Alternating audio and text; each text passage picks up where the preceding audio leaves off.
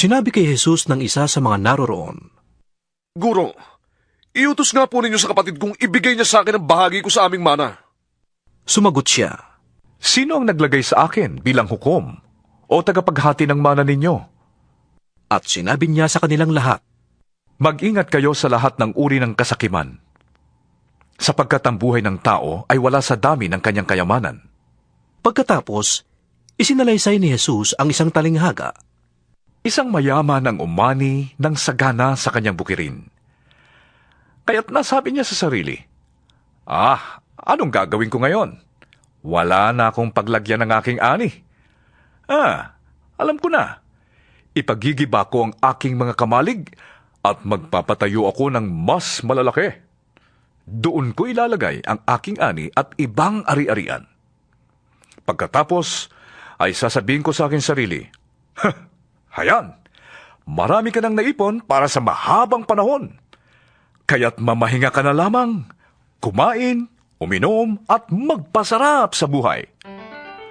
Ngunit sinabi sa kanya ng Diyos, Hangal, sa gabi ring ito'y babawian ka na ng buhay. Kanino ngayon mapupunta ang mga inilaan mo para sa iyong sarili?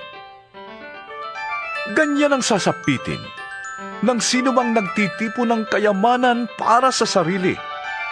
Ngunit dukha naman sa paningin ng Diyos. Sinabi pa ni Jesus sa kanyang mga alagad, Kaya't sinasabi ko sa inyo, huwag kayong mabahala tungkol sa pagkain kakailanganin ninyo para mabuhay, o tungkol sa damit na kakailanganin ng inyong katawan. Sapagkat ang buhay ay higit na mahalaga kaysa pagkain, at ang katawan kaysa pananamit. Tingnan ninyo ang mga uwak. Hindi sila nagtatanim ni umaani? Wala silang bodega ni kamalig. Ngunit, pinapakain sila ng Diyos. Higit kayong mahalaga kaysa mga ibon. Sino sa inyo ang makapagpapahaba ng kanyang buhay ng kahit isang oras sa pamamagitan ng pagkabalisa? Kung hindi ninyo magawa ang ganoong kaliit na bagay, bakit kayo nababalisa tungkol sa ibang mga bagay? Tingnan ninyo ang mga bulaklak sa parang at unawain kung paano silang lumalago. Hindi sila nagtatrabaho ni humahabi? Ngunit sinasabi ko sa inyo, kahit si Solomon, sa kabila ng kanyang kayamanan, ay hindi nakapagdamit ng kasing ganda ng isa sa kanila.